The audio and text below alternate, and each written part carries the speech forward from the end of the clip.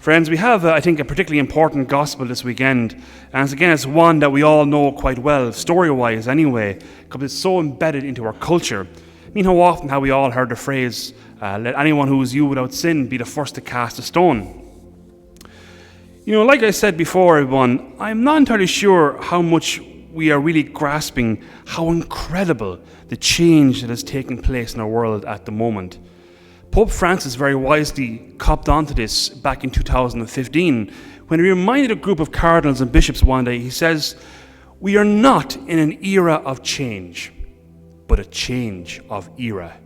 We're not in an era of change, but a change of era. Two very different things. I mean, our culture, our economics, our politics, nationhood, society as a whole, how we're interacting with each other, our relationship with religion, all of that has changed so that I'm sure many would agree with me that society even 20 years ago was very different to where we are today.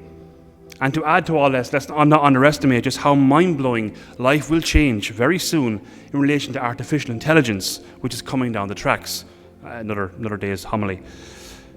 And you see, everyone, when change comes very hard and fast, like it has with you and me, particularly since the lockdowns, it's not only a serious adjustment for all of us, both as individuals, but also society, that can cause, our own questions, our own doubts, our own fears, our own anxieties about how fast things can change. It can be quite scary, to say the least. And we can therefore straight away react in a threatening manner. Start pointing fingers. Who is to blame for all of this? Blaming outsiders, whatever it may be, in order to kind of re-establish some semblance of order by excluding certain people or blaming others type of thing. Throwing stones with our mouths and fingers, in other words. There's a very famous French historian and philosopher, many might know, his name is Renè Girard.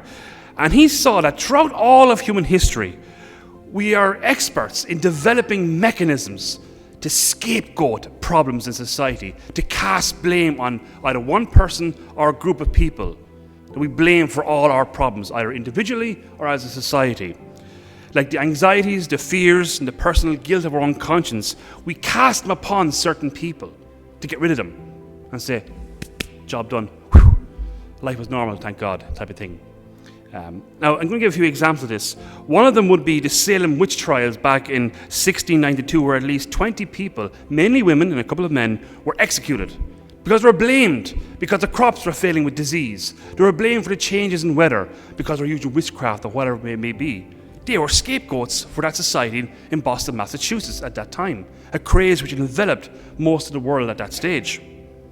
Or how about the Holocaust in Germany, where the Nationalist Socialist German Workers' Party, they created really harsh propaganda, blaming the Jews for all of Germany's failure after the First World War, leading to some of the most horrific scapegoating episodes in human history. Or indeed Stalin in communist socialist Russia, who murdered millions upon millions of people because of his own anxieties and fears of the change in society, because it wasn't bringing about utopia, the political utopia that socialism promises, quick enough. We had to break a few eggs to make an omelette, a very dangerous philosophy in any politics. My friends, we see it today in social media, all over the place, where someone might say something quite controversial. Maybe it's the truth as well. But they're hounded by large groups of online mobs who shame, point the finger, deplatform the person. That's what's created our cancel culture we have at the moment. Blaming someone for all of society's ills. And that's what's going on in our gospel this weekend, if we're paying attention. This scapegoating of violence that the Pharisees and the leaders of society at the time are creating. And Jesus, he steps into this violent cycle and he stops it right in its tracks. He just simply refuses to contribute to the violent mob mentality of killing the woman by stoning her to death. He declines to cooperate with that process, and therefore he breaks that cycle of violence. But of course, as you can see in our gospel, the mob was whipped up, as they often are. When they're in groups, they get all sorts of courage to say and do things they shouldn't be doing. And they're constantly noticed twice, they put pressure on Jesus to condemn that woman. She's the problem, that's why she's the reason why everything is going wrong. We have to kill her. She's caught in adultery. That can't be allowed. Even Moses wrote about it. We have to kill her. What do you say, Jesus? Are you going to condemn her too, like the rest of us, like the rest of society? What does Jesus do? He bends down and starts writing in the sand in front of the whole lot of them. You see, everybody, with that pressure, Jesus rebukes that pressure with one line that has reverberated all throughout history, right up in this day, where he simply says, any of you who are without sin, be the first to throw the stone at her. They can't say anything to that. They step back, one by one. Now, the church fathers, they often wondered, what did Jesus write in the ground, in the sand? Because it's not explained in the gospel. They thought perhaps he's writing out the sins of those who have stones in their hands or are about to kill the woman. And they step back one by one. So whatever he's doing, he's writing something slowly, and that's affecting each of them individually. Really, really fascinating. You see, folks, the crowd disperses, and he's establishing a whole new way of society, if we're paying attention to him, that's built on forgiveness, not fear, not violence. You see, everybody, my point is, in this era of change that all of us are going through, it can be quite scary, and we can all be full of all sorts of fears and anxieties. We just have to be careful where we're putting that type of energy into. Be careful of jumping on bandwagons, be it online or in real life, where one person or a group of people are accused for all the problems of our world and society.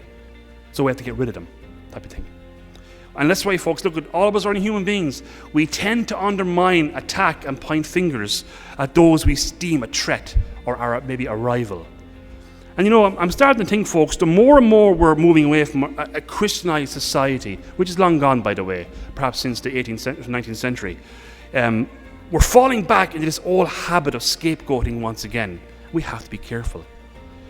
Jesus, everybody, as usual, is showing you and me there is a better way. Instead of meeting sin with violence, reflect back at it. Forgiveness instead.